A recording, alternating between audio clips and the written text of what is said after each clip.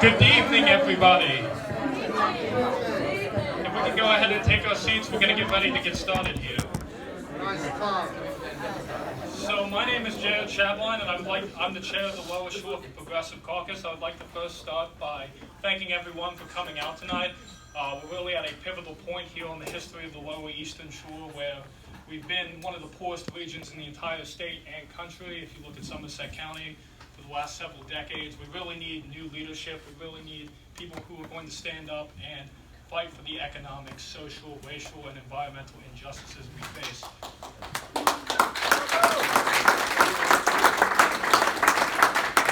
And that is exactly what we're doing here tonight. Candidate for governor Ben Jealous will be here shortly. He's on his way. He's about 10 minutes out. We also have some other great speakers here tonight, but before we get started, I do have two very important dates coming up, and I do want you to share with your friends, families, neighbors. Number one, on October 16th is the deadline to register to vote online. I see some college kids back there. Absolutely tell your friends. Make sure they're registering. Make sure the youth gets out. Let's have a youth week. It's not just online. Last register total. Last day to register. Well, in person you can register on November 1st at early voting, but last day to register. You can do it during early voting. During early voting. October 25th through November 1st. Yes. And then finally, the big one, 23 days from now, we're having one of the most pivotal elections of our life, the midterm elections. We've had 2 years of Donald Trump. We've had decades of poor leadership on the Eastern Shore. Let's elect leaders who actually fight for us and actually move our region forward. Without further ado, I would like to introduce Dan O'Hare, who's running for House of Delegates right here in District 37B.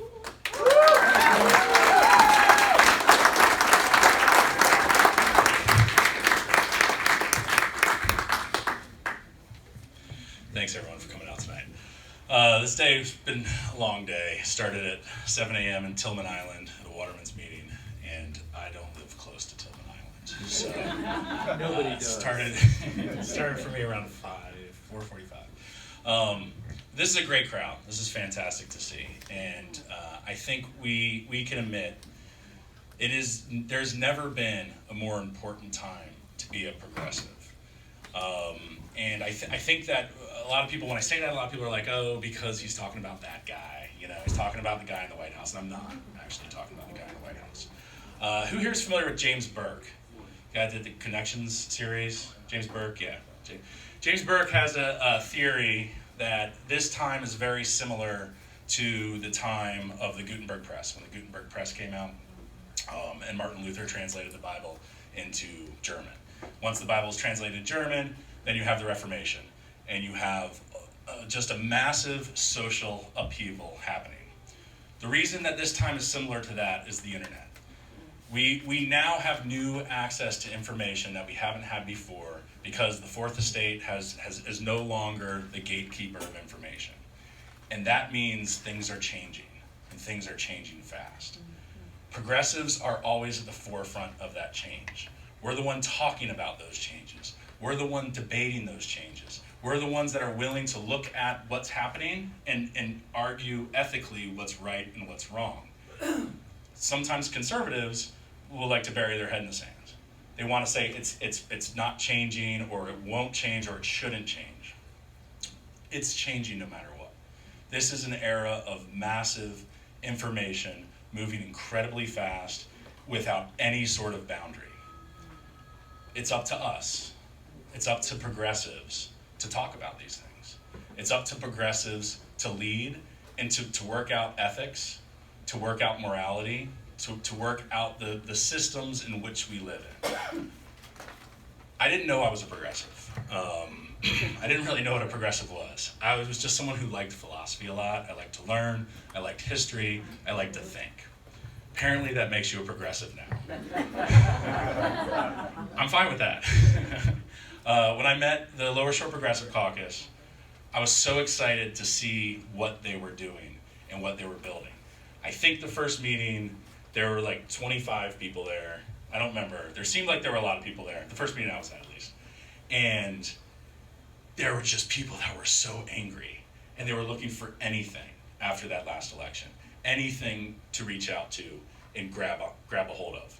A lot of those people aren't there anymore. Instead, what we've been replaced with is many more people, and different people who have decided that things were going a bad way in both political parties, in maybe the United States, maybe the world, maybe the state, and they wanted to be at the forefront of change. Progressives are at the forefront of change. That's why I'm proud to be a progressive. I'm so happy to see this turnout here tonight. When I talked to Jared, when I first met him, I expressed doubt that there ever would be this many people in a room to listen to someone like me talk. Admittedly, I'm not the headliner. You're first. But I really appreciate you coming out on a Sunday night to hear this great group of people speak about the issues that matter to them. We need to be sure we don't adhere to slogans, that we believe in certain things. The increase of a living wage is important. That's not a slogan. Having an actual living wage is not a slogan. $15 an hour minimum wage is a slogan.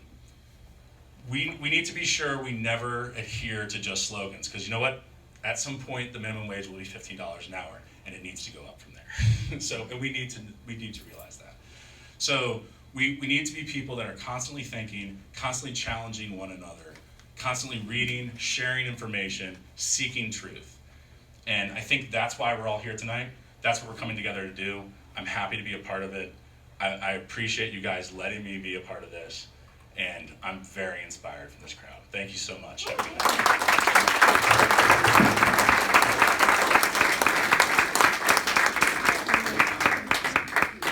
Thank you, Dan. Our next speaker will be running for state senate right here in District 37, Ms. Holly Veit.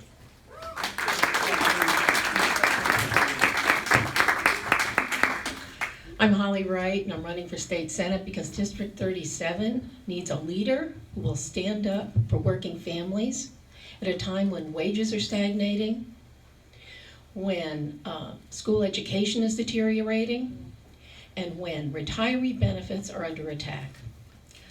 I've had a lot of experience in government. I worked for 20 years in public health at the state and regional level.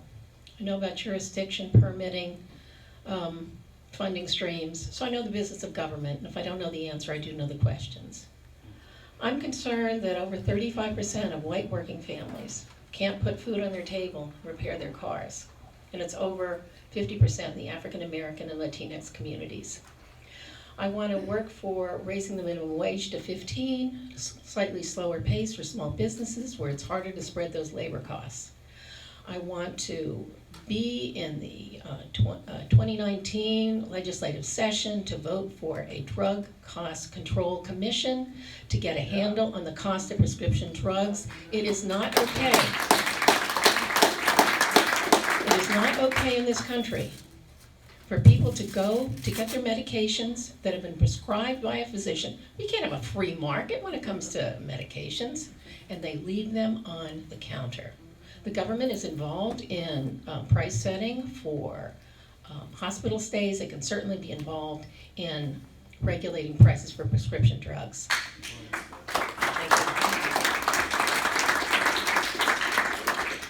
Finally, I'd like to see universal pre-K for 4-year-olds and means-tested pre-K for 3-year-olds. This is something that we know works. Wouldn't it be wonderful to know that public money is going for something that works? We know that it's effective. We know that it helps kids learn to read by 3rd grade, and apparently studies show that's connected to graduation rates. So let's put our money into something valuable. I'm running against Addie Eckert. She's a lovely lady. She has a persona that is well established on the Eastern Shore. So I encourage you to share with other people about her voting record. She voted against Medicaid expansion. Over 13,000 people in our district are on Medicaid, and she voted against it. And the very viability of behavioral health practices depends on that Medicaid expansion. She voted against prescription drug price gouging. She voted against raising the minimum wage from $7.25. She voted against all the protections for the LGBT community. This is the district, the birthplace of Harriet Tubman and Frederick Douglass. Can we not do better than this?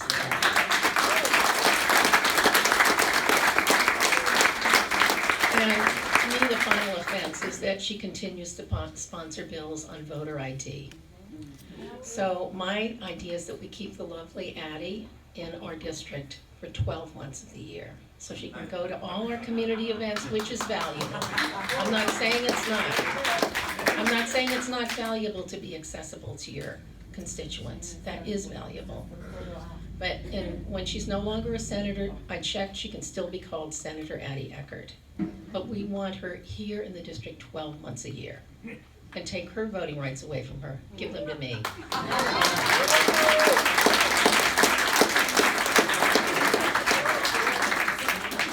I'm still, of course, raising money, and the donations that I get now will go for print advertising, and all my print advertising are comparisons of her voting record and my principles.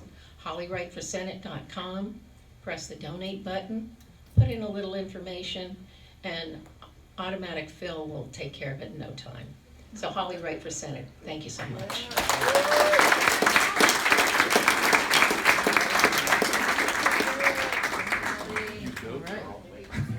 Thank you, Holly.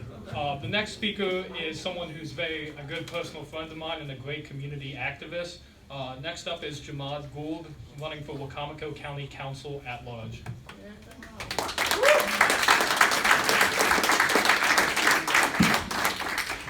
I don't like microphones, so can everybody hear me? Yeah. Perfect. I don't know, it's just always weird holding this while I'm trying to talk to people. So like Jared said, my name is Jamaad Gould. I'm running for Wacomico County Council at Large, and I'm older than I look. And I'm actually 27, so I kind of look 16. Jared asked me here today to speak about why I am a progressive person, why I'm a progressive candidate.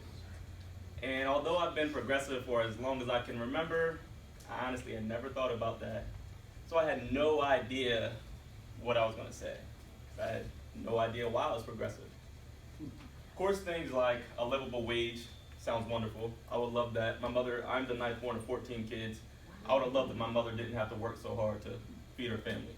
If she had a livable wage that she could provide for them, especially as a single parent.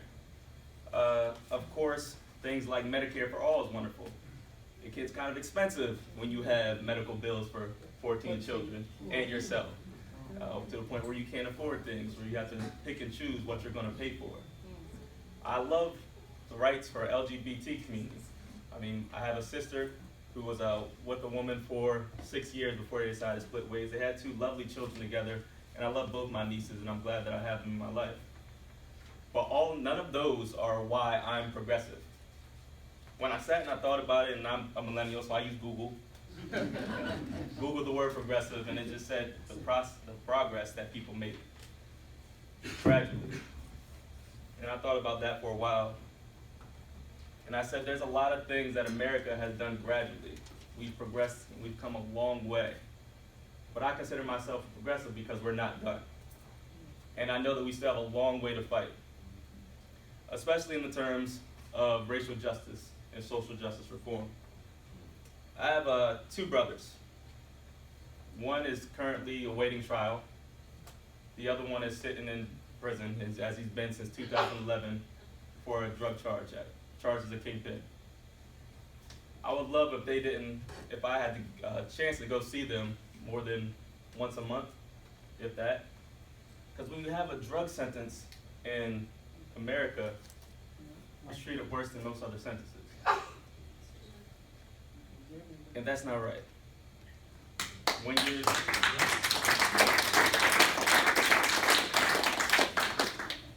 you're a black man in America and you do things very simply, very humbly, like walk down the street with a hoodie on, and people decide to attack you for no other reason than the color of your skin, that's not right. That's right. When you're a person that solely seeks to live that American dream, but every turn you take, you're held back for absolutely no reason other than you look different or you speak different, that's not right. So when I'm asked why I'm a progressive, it's because I know that we still need to change these things. I get tired of not using my real voice when I talk to people. And there's a lot of people in here that know exactly what I'm talking about. Code switch every chance you get because you know that people are intimidated for the sheer fact that they look at you and they hear you and you sound different than they do. That's not right. So I'm a progressive because I know that we still have these things to change. I know we still have a long way to fight despite how far we've come. And I know I want to be on the forefront when we're in that fight. And I know there's a lot of people in this room and a lot of people running for office that are going to be in that fight with me. And I'm going to support them as best I can through everything they go through because they support me as best they can through everything that I've gone through. The people in the Lower Shore Progressive Caucus have held me down through a lot of things that I've been through, and they've only known me for a little over a year. I consider them not only friends, but family. And I look at the people in my community as the same way.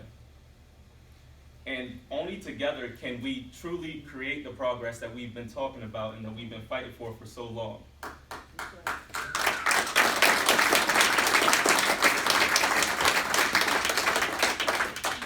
So me, as a progressive, I'm going to continue to fight.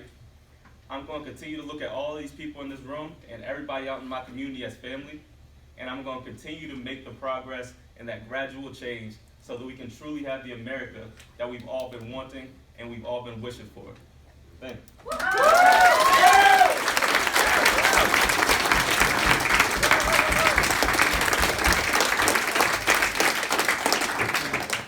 Thank you, Jamad.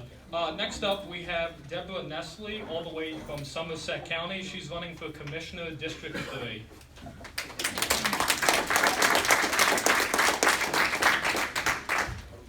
Hello. Hi. I came to politics pretty late in my life. I messed with it a little bit earlier, but when the last presidential election and I heard Bernie Sanders speak for the first time, I just was overwhelmed. I'd never heard anything like what was coming out of his mouth. I never heard anybody talk about regular people and the struggles everybody has day to day. And I was just glued to that race the whole way through. And then I heard Nina Turner speak. And then now, I mean, there's just more and more people that are bringing this message. So that's why I got involved in politics. So first of all, I started just writing editorials in the Daily Times and different newspapers. And then I thought, you know, here I am just writing, and that's not enough. And so then I decided to get involved in politics. Now, I don't know how far I'm going to get in Somerset County this year, but at least I'm trying. So, and you say, well, not too many people are probably here from Somerset County, but the problems that are down there are up here too. I mean, we had the same issues. So my three main issues that I'm concerned with are employment, the environment, and everybody. That's what I said. So Somerset County has been the poorest county in Maryland for at least 40 years. And I'm just really tired of seeing these statistics. The poorest county, the highest unemployment, high cancer rates. That's right. All of that. So I'd like to see good jobs brought to the area and green jobs in Somerset County. There's this group called Safer Somerset, and basically what I've seen of them is that they fight everything that's environmentally correct. So, and I'm sure you all have the flooding up here too, just like down there. And we lose so much land. You go down the back roads and you see houses tumbling down, and you see the marsh coming into the yards all over the place. So down there, first there was the windmills, and they were fighting tooth and nail against them. And then, of course, that was brought to a halt by St. Mary's County and the Navy over there. So I don't know if that's true science, that it interferes with the radar or not. But So then we went to the solar panel. So that's a continuing fight. Even on farmland, people are talking about that they're ugly, and that they have, the one that really gets me is that somebody that lives on has a chicken farm close to the solar field that's being proposed in Crisfield. They're complaining that there's going to be runoff from the solar field into the poultry farm. So, the scientists have said solar fields don't have runoff.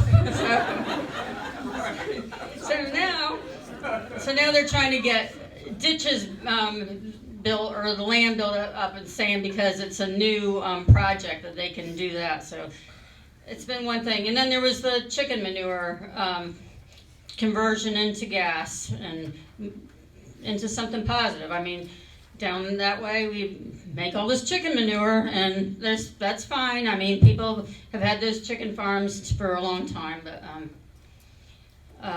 I think that we're responsible for the manure that comes from it. So a positive energy from it, that would be great. And let's see. Okay, so in everybody, I just want to include everybody. I don't like going. We had one forum in Somerset County that Coastal Realtors put on, and it wasn't a group like this where it's a mixture of people. It was just a Caucasian group, and it wasn't that big a group. But I'm so glad to see everybody here, and I'm glad that young people are getting involved in politics. Yeah. And I'm just really happy I had a chance to talk tonight.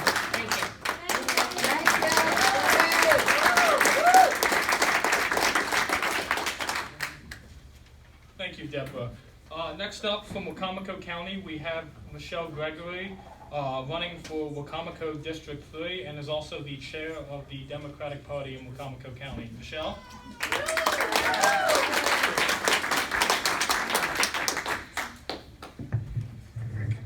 So I'm like Jamad. I don't like holding a microphone.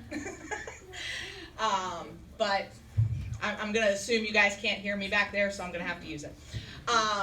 Anyway, I am so amazed at the turnout. You guys are awesome for coming out here on a Sunday night. Really, seriously, yes, give yourself a hand. I'm so happy to see all of you guys out here. I really want to thank you guys. Okay, so yes, I'm running for county council in District 3, but that's not really what I'm going to talk about right now. What I want to talk about is, again, the main theme is why we're progressive. And I like to joke that I've been progressive since birth. My aunt and uncle are old politicos. They were retired before I was even born, but they had worked on Capitol Hill. They're both 92 now. Aww. Yeah, so I go see them pretty frequently. We're really close. But yeah, they took me under their wing and kind of showed me the ropes, and they taught me the right way to live. And by the right way to live, I mean caring about other people. And that's what progressives do. We care. We care about the person next to us. We care about the person 3 doors down from us. We care about the person on the other side of the country from us. Okay? Because that is what makes us people. That's what makes us who we are. And something I've learned in the past couple of years, full disclosure, I was not a founding member of this caucus. That honor goes to Jared and Ryan over here. You're pretty close, though. Pretty close, sort of. So as soon as I found out about these guys and what they were doing, I jumped on board. I said, let me know what I can do to help. And immediately I ended up having to build 2 websites back to back. That was fun. And I had skills that they needed, and I was able to help them out. And I've been involved ever since. Probably too involved, if you ask my family. But what gets me about the progressives I meet who are either coming to events like this, who come to our meetings, people who are regulars, is they care about other people. People who don't look like them, people who don't talk like them, people who aren't like them in any way. They still care about other people. And that's what we need to bring back to American politics, because that has been missing for so long. If we ever had it, which we might have at some point, sort of. But we need it so badly right now. Not just because of what's happening nationally, on the national level.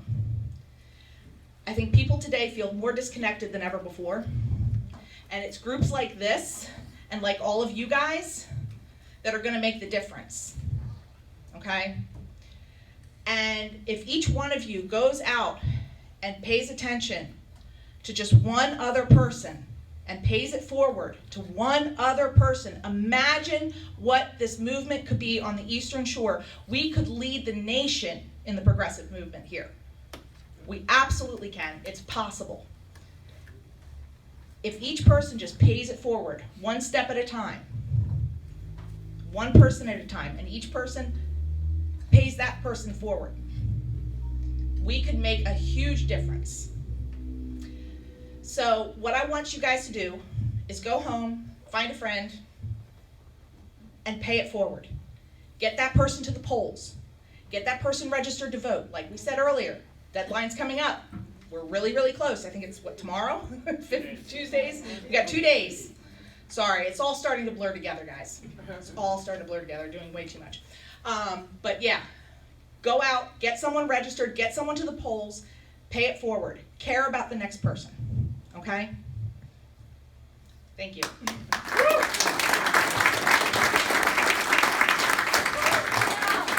Thank you, Michelle. When people think of the progressive movement, they often think about, Bernie Sanders or Ben Jealous. And don't get me wrong, they're great leaders, but the progressive movement is really driven by women. Michelle, Stephanie, Whitney, Karen, Susan Turnbull. It's really a diverse movement, and without leaders like Michelle, Stephanie, Whitney, or Karen, we would not be able to accomplish anything that we've set out to do in the last year. On that note, one of the most important ways to get a candidate elected is volunteers. There's your son. Is volunteers. Going out, knocking doors, making phone calls, that is the way we win elections. And our next speaker is a super volunteer. She has basically gone out and knocked every door in Del Mar. If Ben Jealous and Jamad win Del Mar, it's solely because of our next speaker. Without further ado, I'd like to introduce our super volunteer, Stephanie Schultz.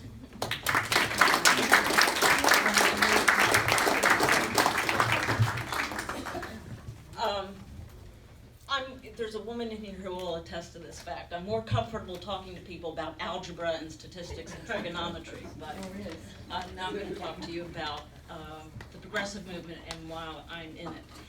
In 1972, I voted for the first time for George McGovern, and I was very excited about that, okay? And until 2016, that's all I did. I voted. Okay, and I voted midterms, and I voted for the biggies, okay? I made a list of the things that I've done since the election of 2016. I've been to 3 rallies, and one of them I wore a very attractive pink hat, okay? I've sent emails to my elected officials, okay? I registered people to vote. I made phone calls when I was very upset. I attended grassroots meetings to find some group of people that would help me find some way that I could make things better, okay? I've knocked on doors, and tonight I'm speaking at a rally for the next governor of the state of Maryland.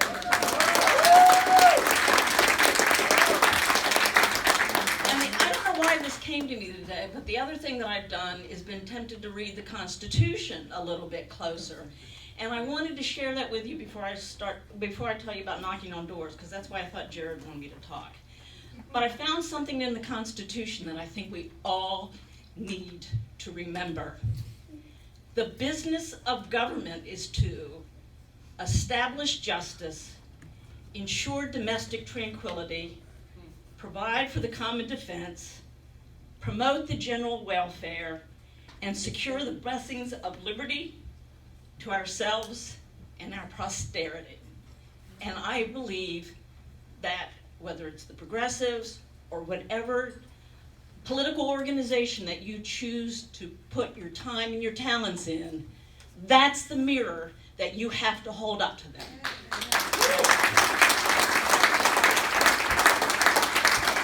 So when I joined the Progressives, I said, okay, what do you want me to do? Just tell me, what can I do? Well, we want you to canvass. What else would you like me to do? Because I'm really good with algebra and statistics, but knocking on a stranger's door and saying, will you please consider voting for this candidate, was not something that came naturally to me, okay? I would have to every Thursday start psyching myself to do this Saturday morning, okay? But it's gotten to the point now, I just want to share with you a couple of things that I've learned by knocking on people's doors. First of all, people are overwhelmed. The people that I talk to are overwhelmed just living their ordinary everyday life. And they want our support and our encouragement. Michelle was saying, I felt like she looked at my notes and was stealing my notes. My real belief is sometimes talking to lifetime politicians doesn't change anything. It's talking to our neighbors and our friends and helping them make good decisions that will make us be a better community. So just keep that in mind, and I'm actually not afraid of knocking on people's doors, and most of the time they're very polite, or they ignore me, which is okay too. But I told Jamaat, I said, you know, when you win in a couple of weeks, I said, you owe me a hug, and he's already given it to me. That's good. So if you have any time left, if I can do it, you can do it, okay? It's actually a pleasant experience, and a lot of the people that I've talked to have said, thank you very much for giving me this information. So fight the good fight.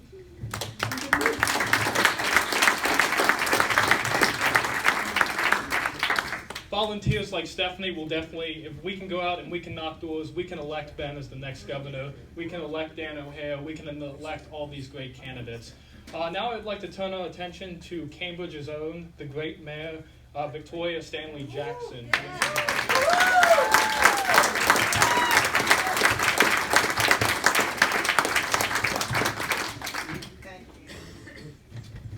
Thank you. Good evening, everybody. Good evening. So glad you all chose the beautiful city of Cambridge for this opportunity to gather together.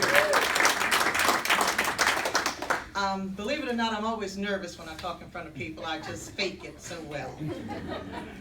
But aren't we just blessed to have such awesome candidates taking their time and running for office in Cambridge and in the state of Maryland? And I'm proud to be part of this evening. It's been a long time coming, and I am so ready for change. I've been given the hardest but the easiest task, and that is to introduce, as the first gentleman, what's his name? Dan said, the headliner. The headliner is here, and I've been given this responsibility. Now, Mr. Jealous and I have been passing each other.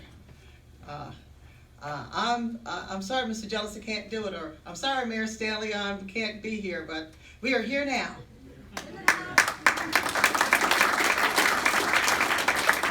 Benjamin Todd Jealous, born January 18, I'll just say he's 45 years old, y'all do the math. He's a father of two, and Googling him, and I like to Google to sort of get my talking points, he was born in Pacific Grove, California, a coastal city, which reminded me of Cambridge. It's like 15,000 people. So it's a little bit bigger than Cambridge. So I bonded with him with the idea that he's a coastal guy. He knows the water. But he grew up on the Monterey Peninsula in California, born to Ann Todd Jealous and Fred Jealous. He'll tell you his story, I'm sure. I won't go into the detail. He gave this awesome story in Annapolis just recently, and I wanted to retell it, but I'm not going to steal his thunder because he is indeed the headliner. He's a civil rights leader, a community organizer, an educator, an inventor, and a Rhodes Scholar. He has his BA in political science from Columbia University. He has his MS in Comparative Social Research from St. Atomy College in Oxford. Yeah, okay. And he's a Rhodes Scholar. In 2008, at 35 years old, he was selected as the national leader of the NAACP, the youngest ever in that organization. And he served until 2012. And he is credited by several major media outlets, Forbes magazine, Time, The Washington Post. He was credited for reviving the NAACP when it was sort of in wobbly fashion. He's received numerous awards for his leadership and activism. I just pulled out a couple. Baltimore Sun named him the Marylander of the Year in 2013. Fortune magazine named him 40 under 40, put him on the 40 under 40 list in 2012. And he received the John Jay Award for his Distinguished Profession Achievement from Columbia University in 2009, and the list goes on and on and on and on.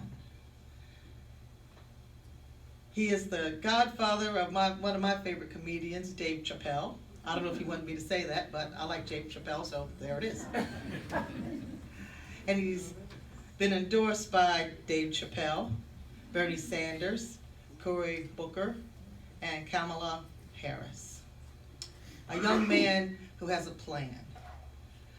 In Annapolis this past Friday, he outlined his plan to the Maryland Municipal League leadership, and he received not a standing ovation, but words of encouragement from those in the audience. And you don't know this, Mr. Jealous, but as I was getting off the bus and people were cheering and having signs, and a lot of noise was being made because this young man was coming off the bus with people willing to stand up and say, "We support this guy." As I'm leaving that afternoon, the valet parking attendant said to me, "Oh, there goes one of those Democrats." You made a statement that people saw, understood, and even if he didn't respect the fact that the Democrats were in the House, he knew that the Democrats were in the House, and here we are again. Ben Jealous.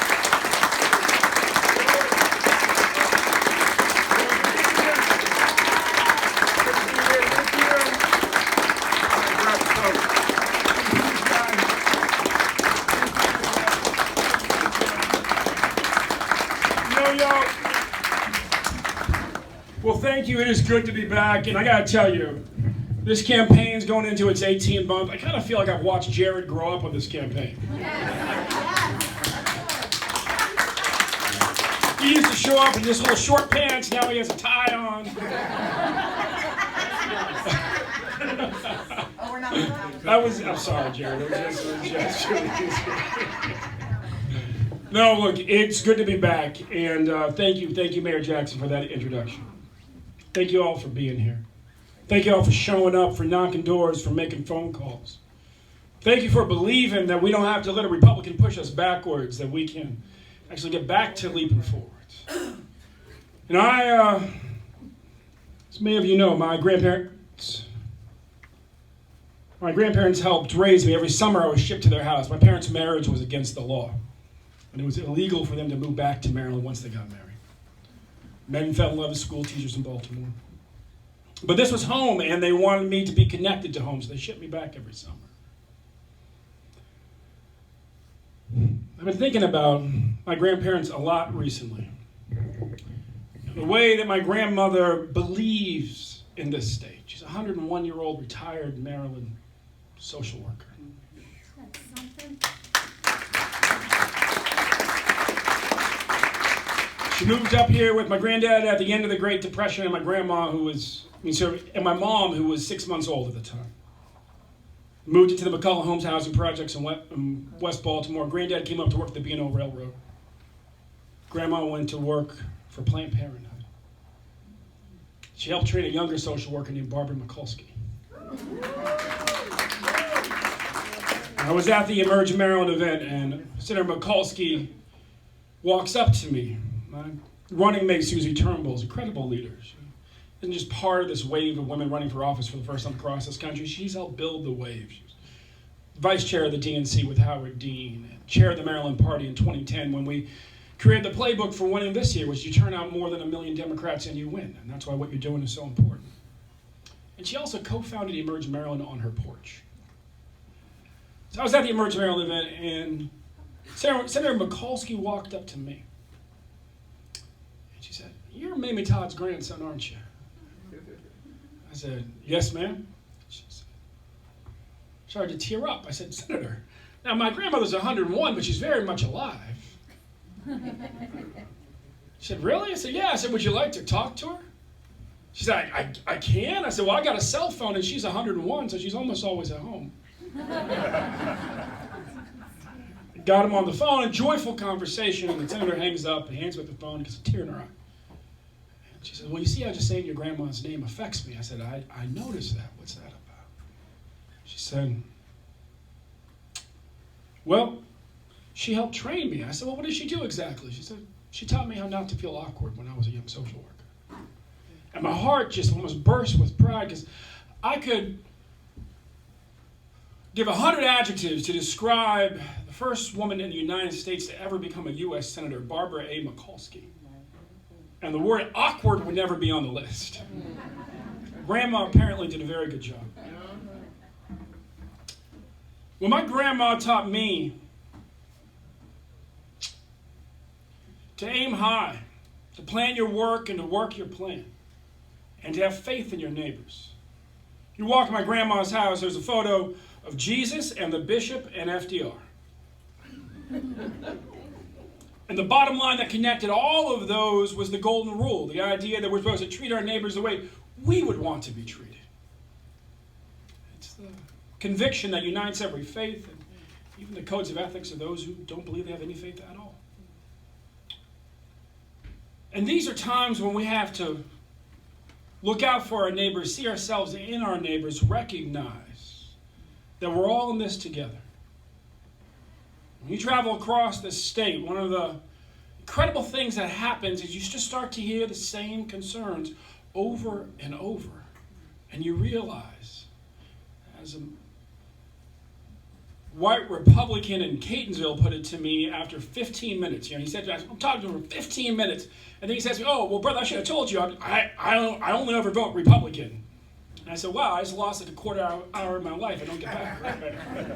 And he said, "No," he said, "I kept asking you questions because what you were saying was making sense. I mean, you made me feel torn. So I might have to vote for a Democrat this time." And then he just looked at me and he said, "We have more in common than we have uncommon." Go across this state. And what you hear, public universities cost too much. Our kids are coming out layered in debt. When my granddad went to the University of Maryland School of Law, the tuition was $200. The late 1950s. By 1970, it was $400.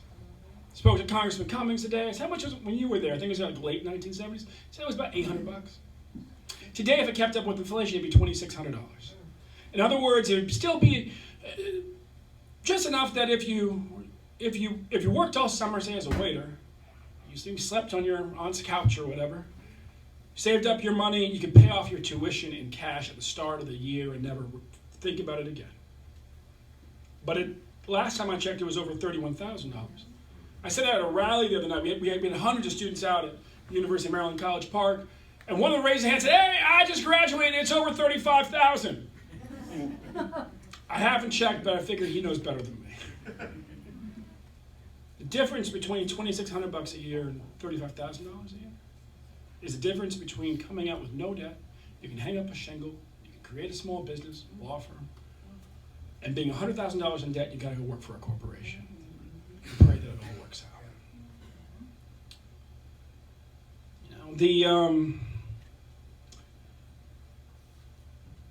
Travel across the state and you hear people and they feel like the public schools are fragile. I mean, we've always are. Reasons why I'm raising my kids in Maryland is because our schools are great. Right? Proud that my kids are in the public schools in Maryland, and yet our schools have fallen in the national rankings every year the last 4 years. Since Mr. Hogan's been in office. And then opioid deaths. Raise your hand if you know somebody who's been touched by the opioid epidemic. It's like that in every room, but half the hands go up. Up 160% in 4 years. Front page of the Sun today. Larry Hogan said he's tried everything. Apparently he hasn't. We have a plan, and he really still doesn't have one. He wants to pretend like incarceration's as important as rehabilitation for fighting addiction. Memo to Mr. Hogan, the war on drugs has failed. We have a public health crisis. We need a public health response. We don't have any more time to play on this. Travel across the state. Folks are just more economically stressed. You know, if we had the job growth of Virginia these last 4 years, we had 40,000 more jobs right now. Their job growth happens to be below the national average. We're just way below the national average. He says he's a businessman. He's made Maryland open for business. Krish Vignarajah, she has a great future in Maryland politics. Krish said, observe, maybe he meant open for leaving.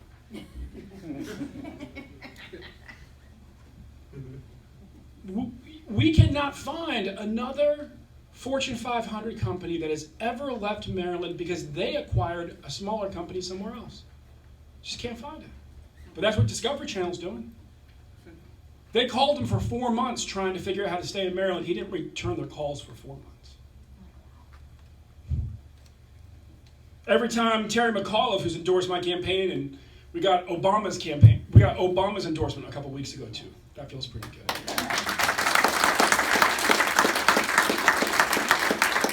As governor of Virginia, the first couple years of Hogan's administration, Terry McAuliffe often found himself in a tug-of-war over companies moving to the region, and he always won.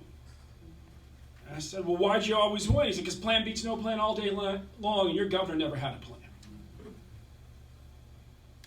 I mean, just think about it. In the debate, I gave him 5 minutes to describe his plan for education. 5 minutes in debate's a long time. Your mayor can affirm it. It's a long time. It's like, think about how long a minute commercial lasts. It's 5 of those. And he could not explain his plan to get our schools back to first. That's why he had to steal his apple, by the way. I was given my apple by the teachers, got their endorsement in an 8-way raise with the primary with got 85% of their support, because I met with teachers in every county in the state, including this one. Larry Hogan couldn't get the teachers' endorsement because he got not a very good governor for education. So he just stole it, took him to court, trying to violate their intellectual property rights to the apple ballot, creating his own apple ballot. I used to give apples to teachers. Who steals apples from teachers? But for a second, I want to go back to where we all were a couple of years ago. Remember that day you woke up? I mean, not the day that Donald Trump became president, but the next day when you woke up and you realized it was not a bad dream. And we all were just sort of stunned and wandering around. And, you know, I have family members that are going through addiction. I've never had that struggle myself, but man, I found out the value of the Serenity Prayer. I started saying it like 4 or 5 times a day. And it works. You know, I felt a little better. And one day it kind of hit me all at once. The core concept of Serenity Prayer is know what you can't control. You wake up and the far right wing controls every branch of your federal government. One thing we can control is who runs Maryland. That's right. Republicans only win here when we don't show up. That's right.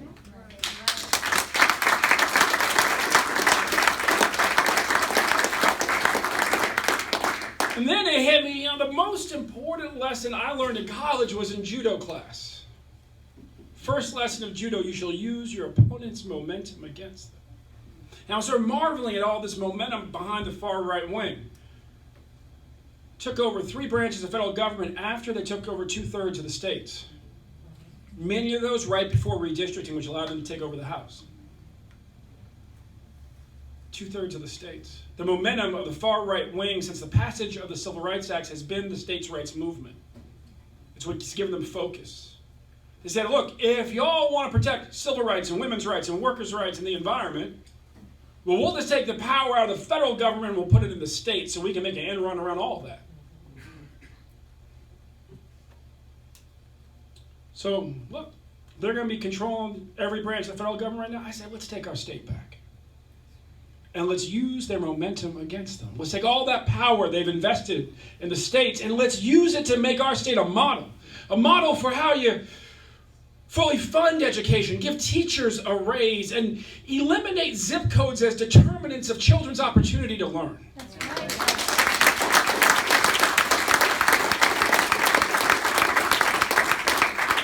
Let's make Maryland a model for how, we do for ourselves what Jeff Bezos and Warren Buffett want to do for the workers of Amazon and Berkshire Hathaway, and leverage our buying power and create Medicare for all and lower the costs and stretch our health dollars and make sure we all get a square deal on health care. Big difference from me and Mr. Hogan. I don't take money from the pharmaceutical companies. In fact, I don't take money from any company. Small businesses, sure, but no big businesses, no corporations, no corporate PACs. 99% of my donations from individuals, 1% from small businesses and unions. In other words, he takes money from the pharmaceutical companies. I'm running to take on the pharmaceutical companies. Wow.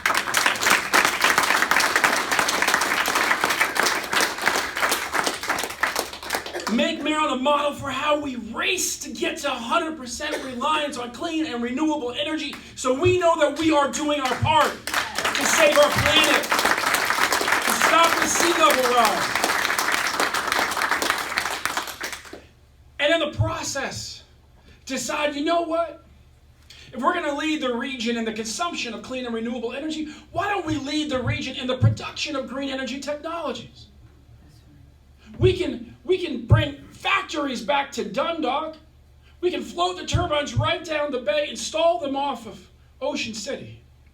We can build the blades out here and create thousands of jobs in each place. Wayne Gretzky said he was a great hockey player because he skated to where the puck was going. Y'all, the puck on energy production is only going in one direction. It's towards clean and renewable. We get there first. And as other states come to their senses and come online, they'll have to source from us.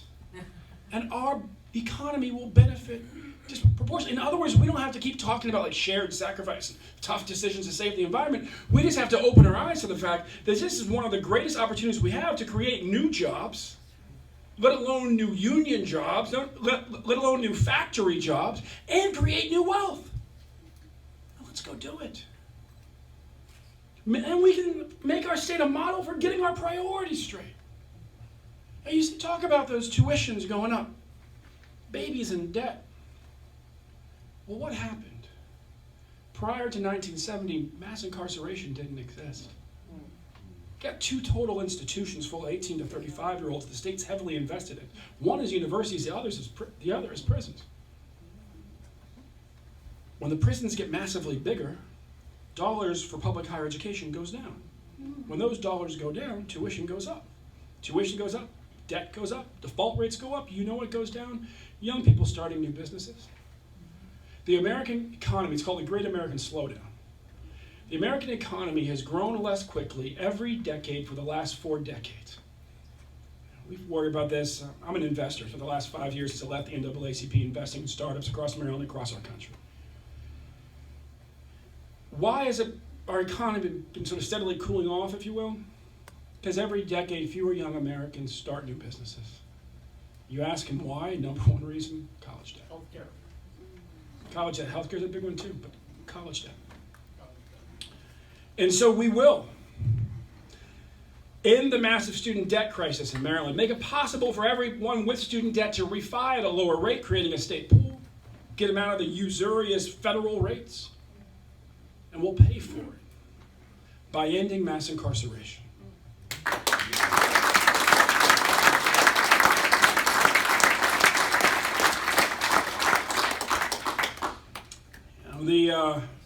The Republicans have these crazy attack ads out there. They're literally like a broken record. They call me the same names they called Obama, the same names that they called Clinton, because we all want to fix the healthcare system. Similar to the names they called MLK and FDR. You'll be literally a broken record.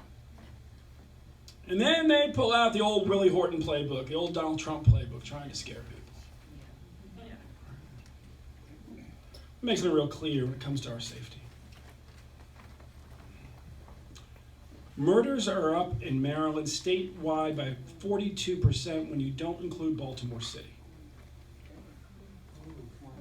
I pay attention to those numbers because I've had 2 family members shot in Maryland in the last 10 years.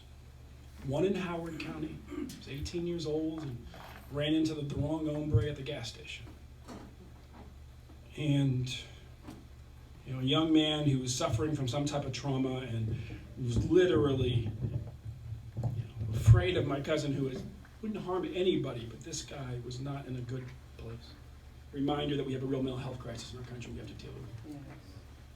And the other one was in Prince George's County. He was a senior citizen who agreed to testify against drug dealers. Larry Hogan has no plan to make us safer, so he tries to scare people. Let me tell you something. When a family member of yours has been shot, 2 emotions course through you. The first is you don't want this to ever happen to your family again. Your mind starts racing with all the ways to try to keep them safe. And the other is you don't want this to happen to anybody else again either. I teach criminal justice policy at the university level. What inspired me, I've had a family in law enforcement in Maryland for over half a century. My hero was my grandfather.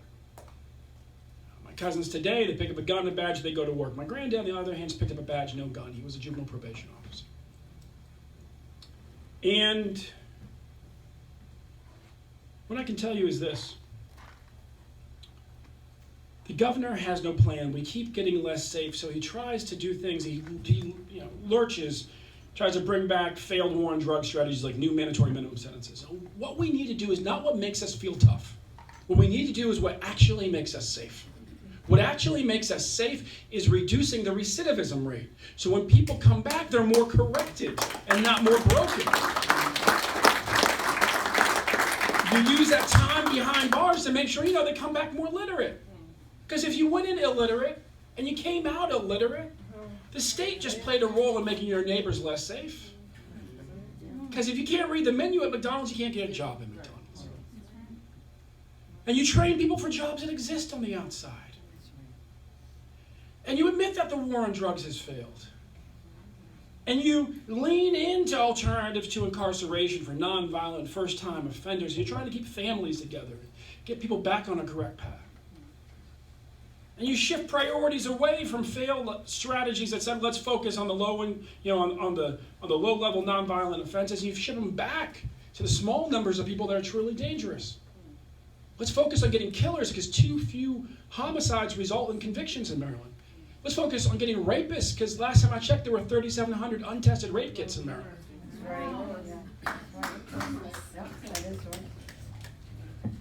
The men in the room, I'm sure, all recognize that's an outrage too. And you focus on burglars. You go back to first things first, police. And you have the courage of your common sense to listen to the officers. The most controversial thing I did early on is I said, we will legalize cannabis for adult use.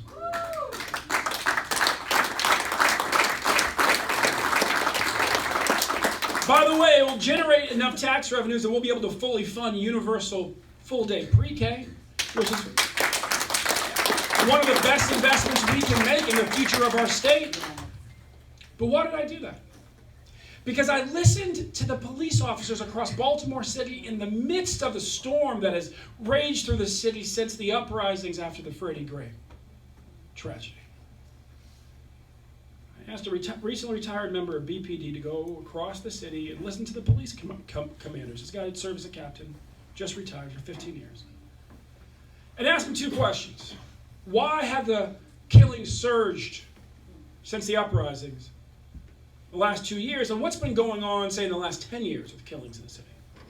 So, well, none of them could really agree with the other ones on what exactly had happened in the last 2 years. He said, but interestingly, all of them offered up that in the last 10 years, they're fairly certain half the killings in Baltimore City were one set of marijuana dealers killing another set of marijuana dealers.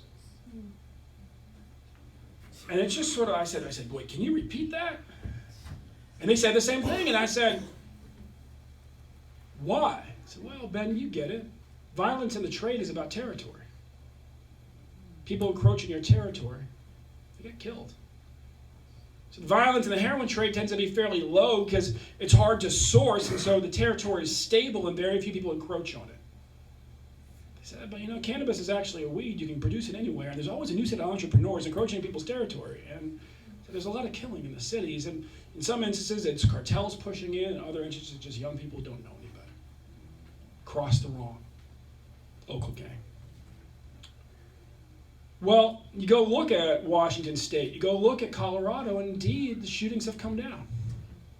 Interestingly, they also go down on the U.S. border. Why? Because the cartels have become so involved.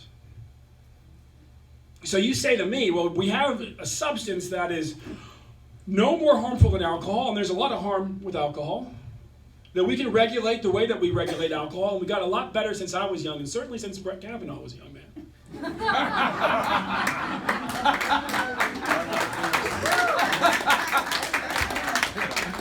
And let's be clear, when Donald Trump's party is just taking control of the Supreme Court, you don't want them also appointing 5 out of 7 judges to the Maryland Court of Appeals, our state's highest court. That's right.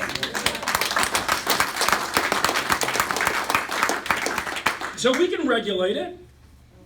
And if in the process we can take money out of the pockets of gangs and put it in cartels, put it in the pockets of business people and farmers here in Maryland, and make our streets safer, and generate hundreds of millions of dollars in revenue for universal pre-K, I say that's a conversation that we should be having. Yeah.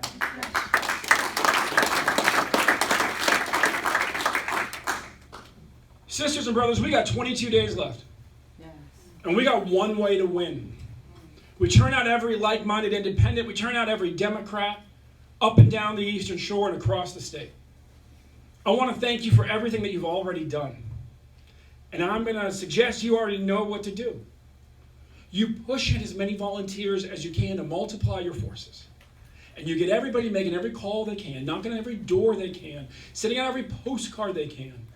And we've got this. And if I got a little bit of swagger, it's this. 1, our message massively outpolls the governor's.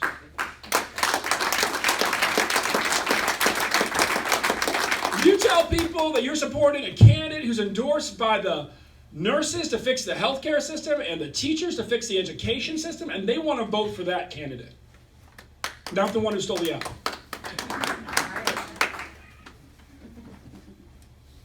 But the other thing is this. We're going to win this general the same way we won the primary. Many of you have been with me.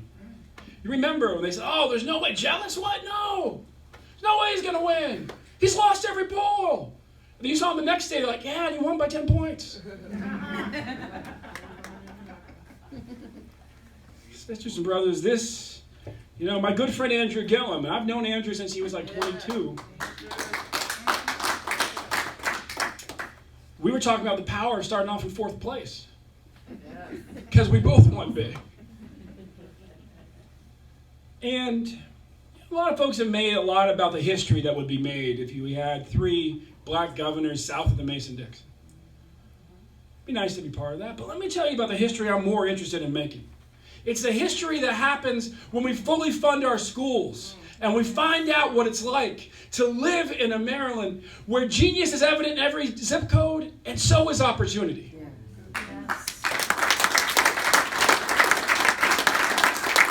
It's the history that we make when we eliminate the #1 cause of bankruptcy in Maryland by passing Medicare for all.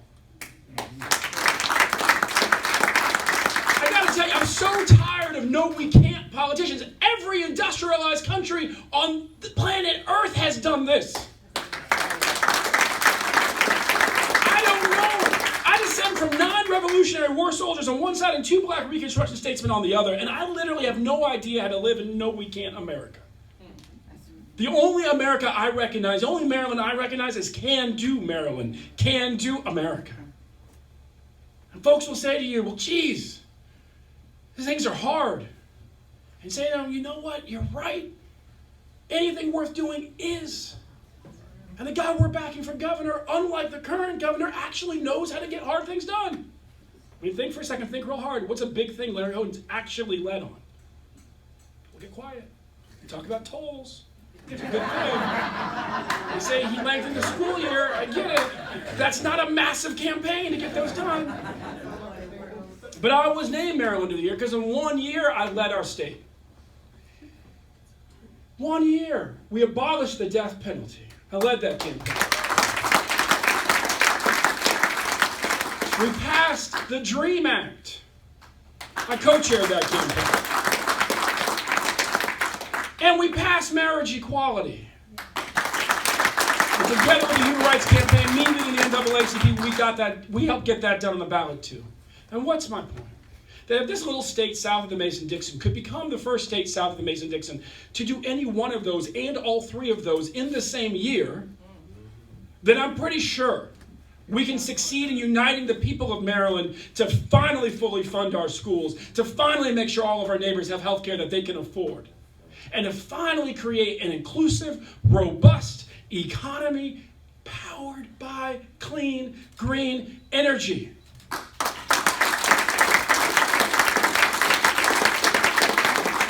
We are the party of ideas. We are the party of can-do. We are the party of RFK and FDR and Barbara Jordan and Barbara Mikulski. We go out there these next 3 weeks and we just be who we are, and we got this. Thank you and God bless.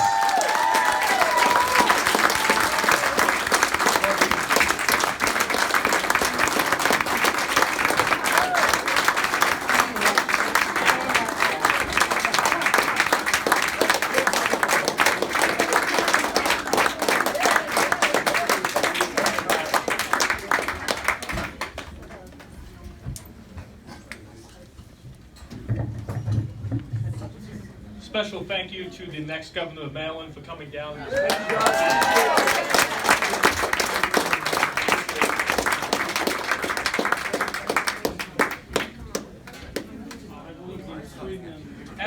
As we get ready to come to the close, I do want to introduce, we do have one last candidate, and then we have some closing statements from us and our wonderful sponsors.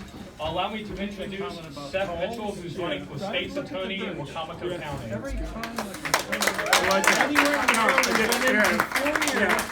takes 4 years.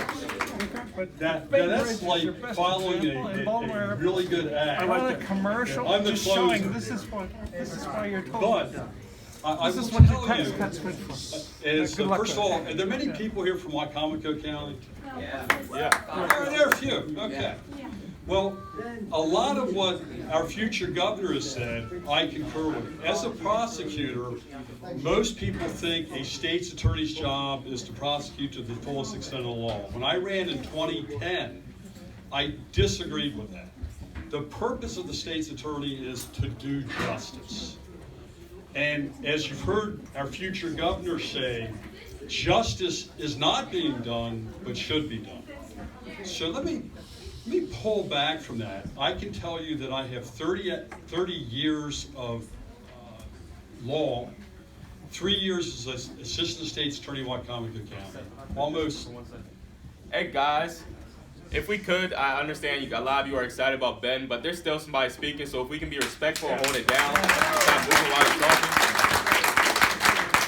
Thank you. Maybe that's because I was using the mic.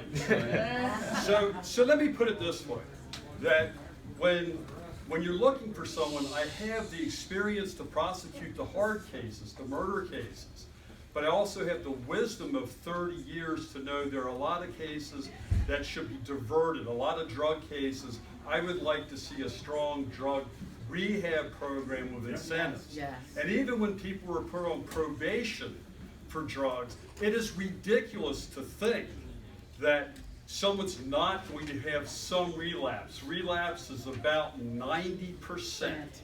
So to say that you're going to give someone a 20-year suspended sentence, they relapse by some minor technicality, and then you slap them for 20 years, you're going to have the same thing. You're going to have people not knowing how to read and write well when they get out, not being able to work.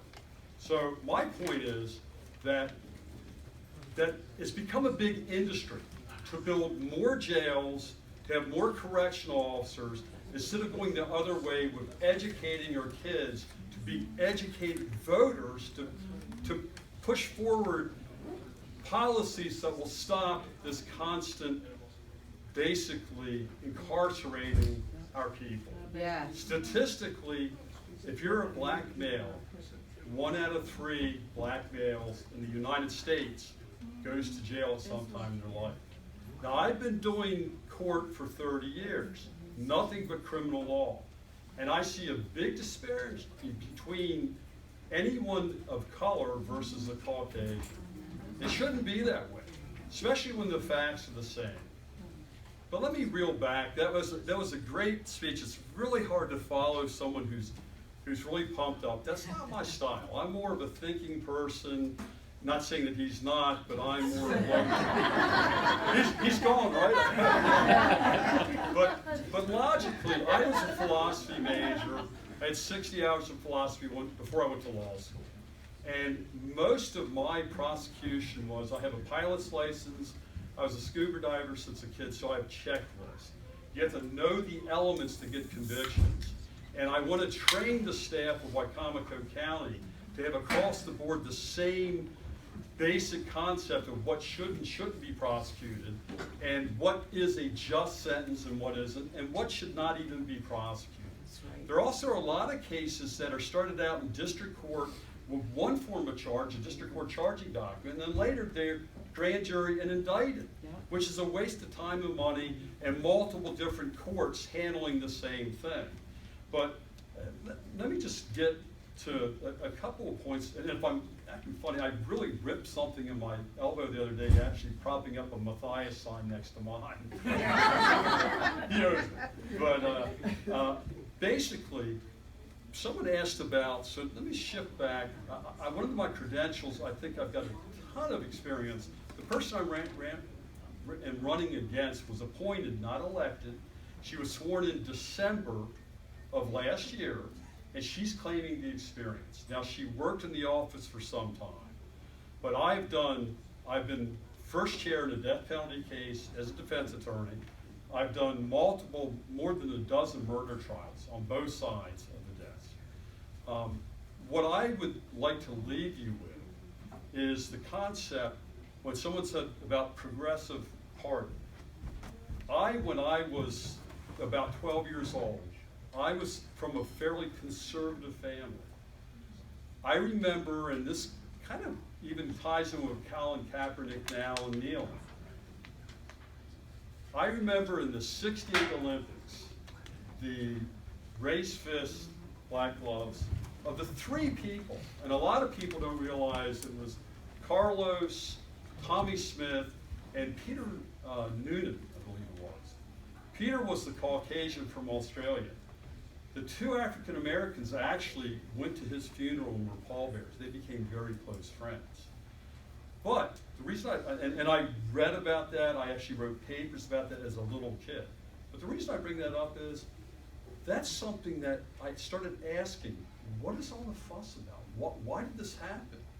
And I realized the inequality even back in '68, and I was only 12. I've been seeing that. I am now 61. I've been seeing that virtually my entire life. And as a state's attorney, the beauty of the job is that you can decide not to prosecute, and what you do prosecute, what you do go after. Cannabis, a lot of people probably don't know, the biggest cannabis producer in the beginning stages of our country was a guy named George Washington. He had the biggest distillery and the biggest cannabis growth. Now, I'm not sure if he was smoking it or not. They made rope out of it. But I bring that up because it was a good crop. I think it makes sense, and also, frankly, this is something that we need to divert a lot of our resources to more important things. And why in one state can you grow it and in another state you can go to jail? But when I get back, and I'll finish up with the Olympics in '68, I later as a kid was an Ali fan. My conservative brother and father were Frazier. I had to listen to the fight in another room on the radio. So I have constantly been for the underdog and looking for what I believe is justice across the board. I'm still not seeing it. And when I ran in 2010, again, the line was, well, you prosecute to the fullest extent of the law. And I got heckled and booed because I said, no, we're here to do justice. I'm hearing that from our future governor. I'm hearing that from across the thing. And remember, Democratic Party, I think of as the party of we. The Republicans are the party of me. So thank you very much for your time. I hope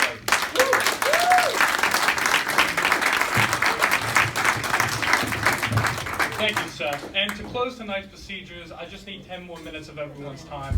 I'd like to call up our partners in this. We could not have done this without all the great work of the Dorchester County Democratic Central Committee. They gave us this lovely room, all the food and drink, a lot of the volunteer work for getting this out. I would like to call Mr. Larry Chicklin up to say a few words, and after that, I would like closing statements from our Vice Chair, Whitney Palmer.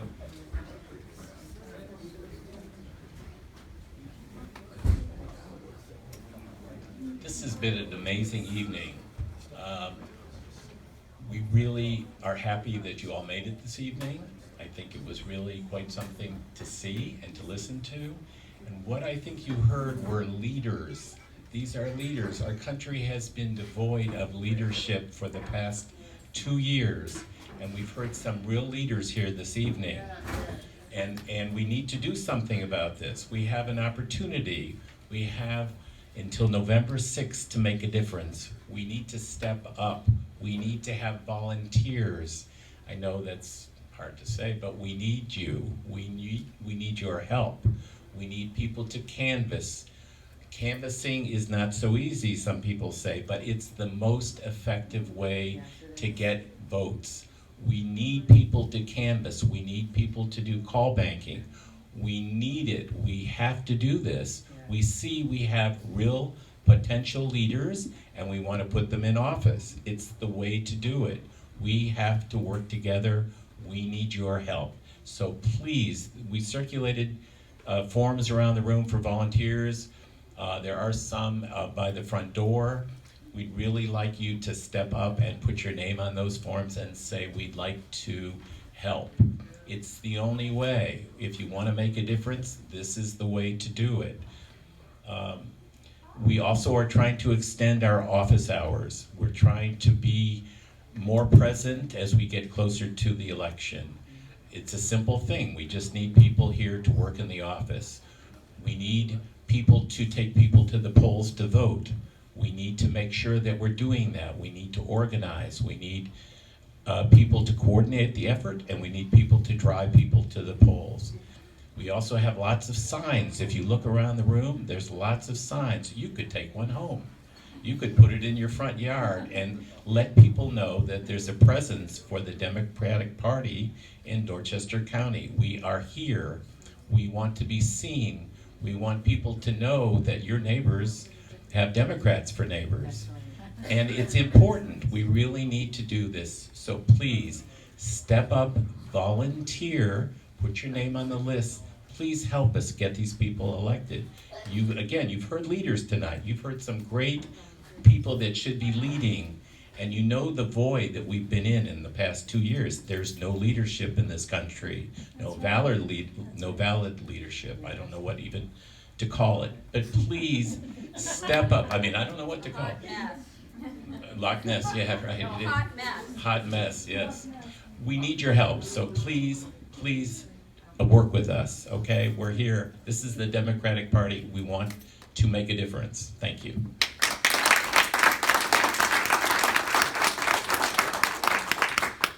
So I'm just going to echo what Larry said. We do need you. We only have a few weeks until the election, but we also need you after the election. So it's so important that we're here and that we're mobilized and we're going to get these wonderful people that we heard into office. But our work does not stop on election day. It absolutely continues. So the other day I was listening to a podcast, and I feel like I've been so consumed, like the last month, with just being like, okay, we're canvassing, we're making phone calls, we're doing this, we're doing that. And I was listening to it, and the person that was speaking was like, it's great to elect people into office. It's great to have candidates that we believe in, but we have to continue to mobilize because change will not happen without us. our candidates are wonderful, but they can only do so much. They're not going to accomplish anything without the political will that we create within our communities. So the thing that I love about the Lower Shore Progressive Caucus and just organizing in general is really the strength that you find in community, in the building of community, and how you can create communities that are here for the people, because that comes from us. It doesn't come from our elected officials. So they're wonderful and they're important and I love them so much, but we need you more than we need them. So please continue to show up after Election Day, whether that's within the central committees or whether you're involving maybe with us, the Lower Shore Progressive Caucus. We need your information, and thank you so much. It was a sacrifice for all of you to be here today, and I'm just so appreciative of that. So thank you. Have a great night. Thank you everyone for coming out. I hope you enjoyed the rally as much as us. Have a safe trip home. All